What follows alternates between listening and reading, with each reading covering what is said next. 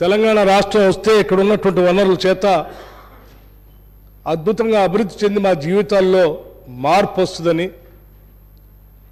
మా జీవితాల్లో వెలుగు నిండుతుందని, అందరికీ ఉద్యోగాలు వస్తాయని, అందరికీ ఇళ్ళు వస్తాయని, అందరికీ భూములు పంచబడతాయని, అందరి భూములకి నీళ్లు వస్తాయని, అంతిమంగా అందరం ఆత్మగౌరవంతో తలెత్తుకునేటువంటి బతికే పరిస్థితి వస్తుంది. కాబట్టి మాకు ప్రత్యేక రాష్ట్రం కావాలని చెప్పి కొన్ని దశాబ్దాల పాటు ఈ ప్రాంత ప్రజలు పోరాడితే ఈ అంశాలన్నింటినీ అర్థం చేసుకున్నటువంటి కాంగ్రెస్ పార్టీ నాయకత్వం ఆనాడు సభలో ఈ బిల్లు పాస్ చేయడానికి కావాల్సినంత సంఖ్యాబలం లేకపోయినప్పటికి కూడా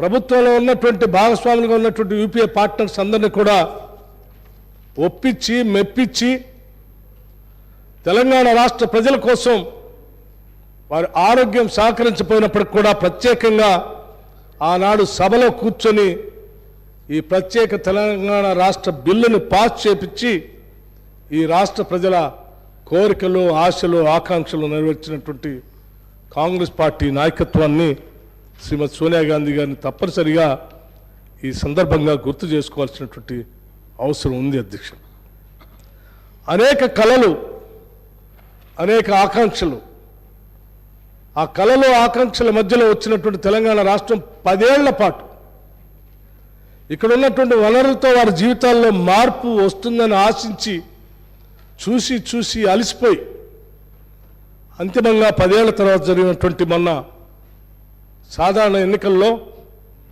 ఒక మార్పు కోసం, వారి జీవితాల్లో మార్పు కోసం ఈ రాష్ట్ర ఆర్థిక వనరులన్నీ అందరికీ పంచబడాలనేటువంటి ఆలోచనతో ఒక చారిత్రాత్మకమైనటువంటి తీర్పునిచ్చి ఈరోజు రాష్ట్రంలో కాంగ్రెస్ పార్టీని అధికారంలో తీసుకొని వచ్చారు. అధ్యక్ష,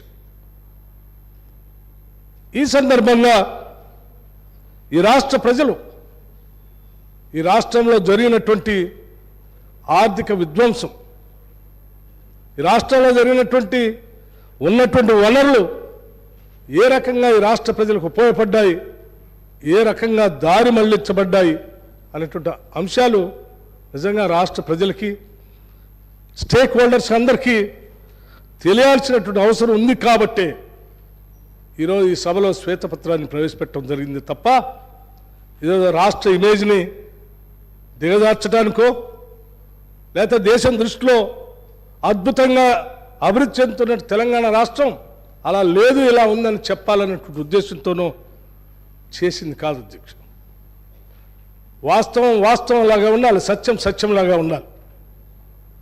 ఏదో ఒకరోజు ఈ రాష్ట్ర పరిస్థితులు, ఆర్థిక పరిస్థితి ప్రతి పౌరుడికి తెలియాల్సినటువంటి అవసరం ఉంది. మరీ ముఖ్యంగా వచ్చినటువంటి ఈ చారిత్రాత్మకమైనటువంటి తీర్పులో ఈ రాష్ట్ర ఆర్థిక వనరులు ప్రజలకు సంపూర్ణంగా అర్థమైతే మనం ఎక్కడ ఉన్నాం, ఎంత లోతుల్లో ఉన్నాం, ఆ లోతుల్లోంచి రాబోయే రోజుల్లో ఈ రాష్ట్ర ప్రజల భవిష్యత్తు కోసం ఎటువంటి పునాదులు వేసుకోవాలి, ఎటువంటి ప్రణాళికలు రచించుకోవాలి, ఏ రకంగా ఈ రాష్ట్రాన్ని భారతదేశంలో పోటీ పడేటువంటి రాష్ట్రంగా అభ్యుదయ భావాలతో, ప్రగతిశీల భావాలతో ముందుకు పోయే విధంగా దీన్ని రూపకల్పన చేసుకోవడానికి అవకాశం ఉంటుందనేటువంటి ఆలోచనతోనే ఈరోజు శ్వేతపత్రాన్ని సభలో ప్రవేశపెట్టడం జరిగింది. సభ్యులందరికీ శ్వేతపత్రాన్ని ఈ సభలో ప్రవేశపెట్టినప్పుడు కూడా చాలా స్పష్టంగా కేవలం ప్రధాన ప్రతిపక్ష పార్టీ నాయకులకే కాదు, సభలో ఉన్నటువంటి శాసనసభ్యులందరికీ విజ్ఞప్తి చేశాం. వాస్తవ పరిస్థితులన్నీ మీ ముందు ఉంచుతూ ఉన్నాం.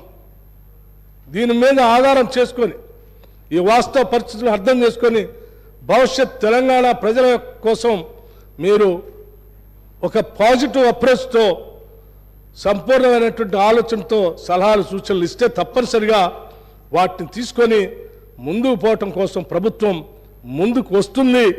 ఈ సందర్భంగా మీ అందరికీ ఈ విషయాలు తెలియజెప్తా ఉన్నాం.